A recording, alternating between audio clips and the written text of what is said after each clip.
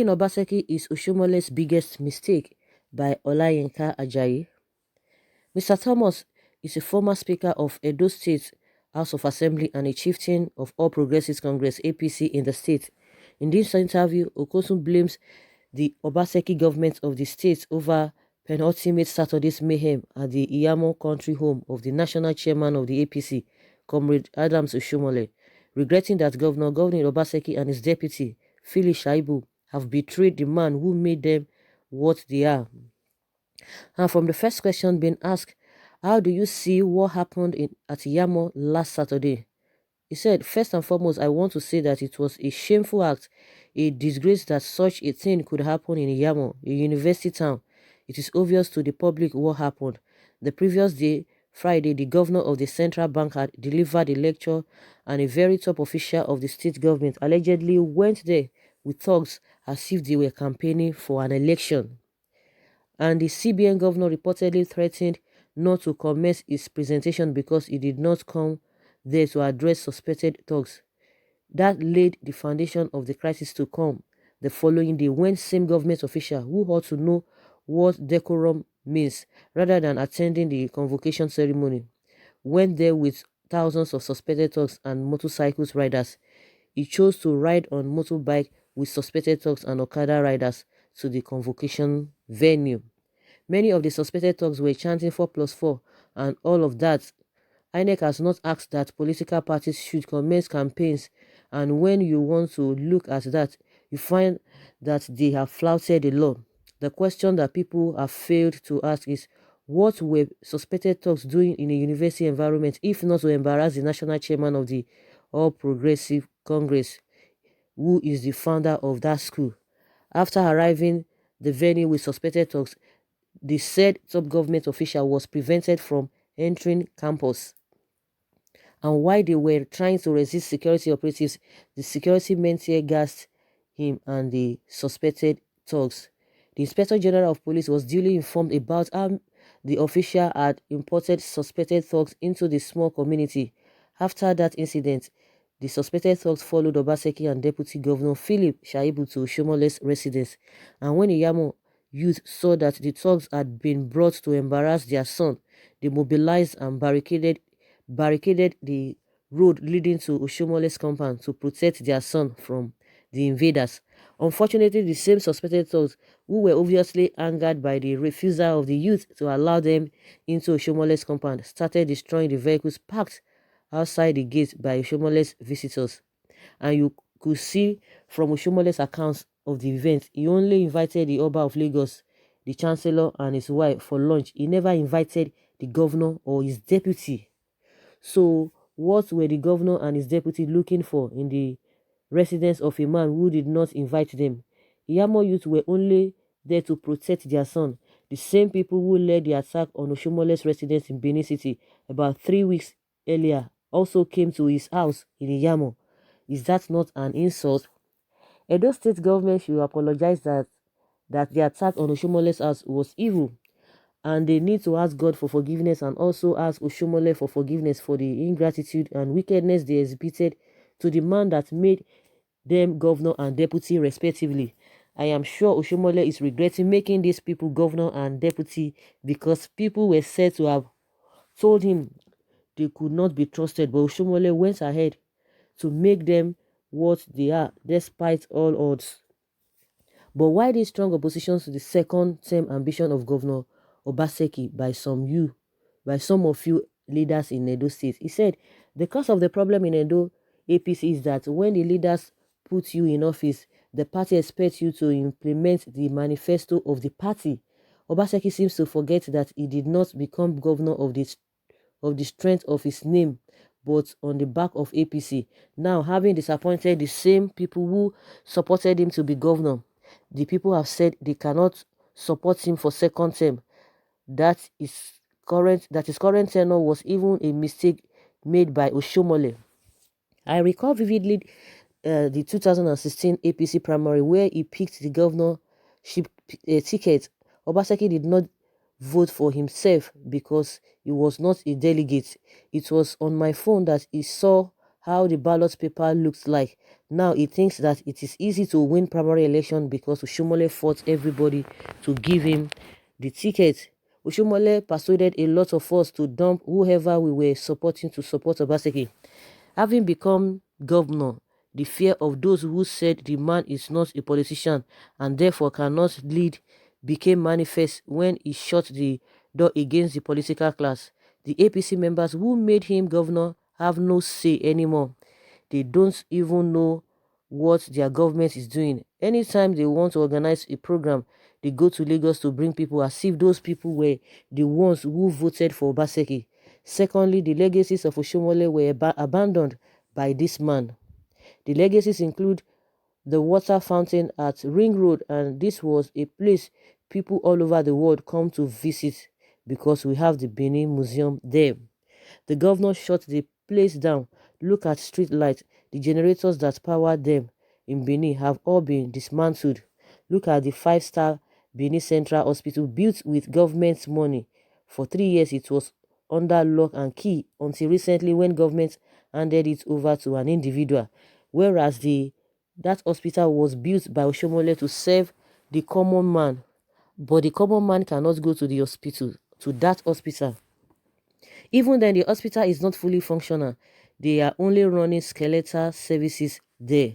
Look at road. Since Oshiomole left office, Obaseki should name one road he has built. I challenge him. Schools in Edo State, including New Era College, which is now called Samuel Ogbemudia Secondary School, have all been abandoned. That school, Samuel Ogbemudia Secondary School, was rebuilt and equipped by Oshiomole, and it has the same facility like the Edo University, Iyamo. But this clueless governor locked up the school. I am sure Nigerians observed recent flood in Edo. The Oshiomole administration commenced the 30 billion naira Benin Water Storm project with a view to saving Edo people from flood. But Obaseki government abandoned the project. Yet this was in the same Oshiomole government Obaseki served as chairman economic and strategic team. There was no single job done then that he was not involved in. Now he has abandoned that project. Benin people are suffering. It was as a result of the failure of this government that some of us said, "Comrade, we warned you before you brought this man." We said, "Comrade, this man who you promised will continue your laudable project has abandoned everything." This man could not even speak during campaign. It was Comrade who campaigned vigorously for him, but he stabbed him at the back. So we Edo APC now looks at the situation that this man has alienated party leaders and our supporters are leaving the party every day. That is the reason the governor lost his unit, his ward, local governments and senatorial districts during the last presidential election. People decided to punish him for his style of administration while Comrade Oshiomole won his Edo North. Obaseki lost his Oredo completely. If he's popular, how come a governor did not win his unit? It is a shame. He has failed woefully. So we said we will not support Obaseki for a second term, and rather than begging people who made him a governor, he decided to antagonize APC members. He mandated all council chairmen to deal with APC members opposed to him. 4 council chairmen who were elected by their people, Obaseki has removed them from office. And these are the same people who will give you tickets. But we have said we cannot support a governor that says all politicians in the state are thieves. You called us thieves, so how do you expect vote from thieves? I have asked him severally to name those who he said asked him for money. The only people asking for money were those who genuinely earned money that he has refused to pay. Ex-political leaders, including Dr. Pius Udubu, who served as deputy governor for 8 years and he refused to pay his entitlement. The biggest problem now is that it has dawned on him that he is not going to have the second term ticket. We are waiting for how he's going to force us to vote for him. As we speak, 14 House of Assembly members are yet to be sworn in by him, and these people have families to feed. Is that not wickedness? Even the 2 House of Assembly members who from his Oredo area are against him. So affliction will not rise again second term in Edo. We will vote him out by the special grace of God. Let him not attempt to contest for second term. Otherwise, he will be disgraced. So, guys, you can imagine the embarrassing situation, both left, right, and center, all round, whether from Oshomole's quarter or from Obaseki's quarter. At the end of the day,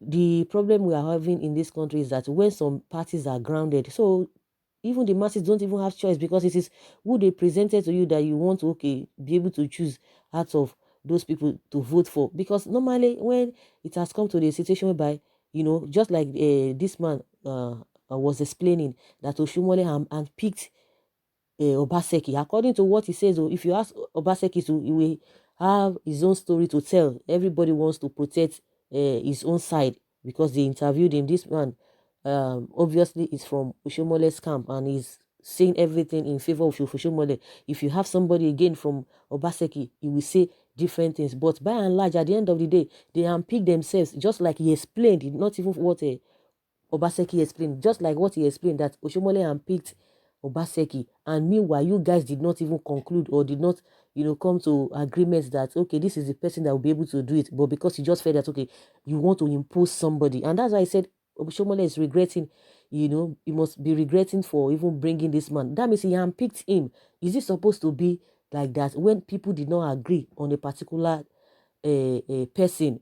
It just has to be, oh, I want to lord over you. You told everybody, according to what he said, that Oshomole told everybody that irrespective of who they have in mind, that they should forget, they should just support this man, just to support him because Oshomole says so. And now they are all regretting it, whether Obaseki did the right thing or Oshomole did the right thing. But the question is that, or the pertinent thing now is that, according to Oshomole's camp, that he imposed Obaseki on them.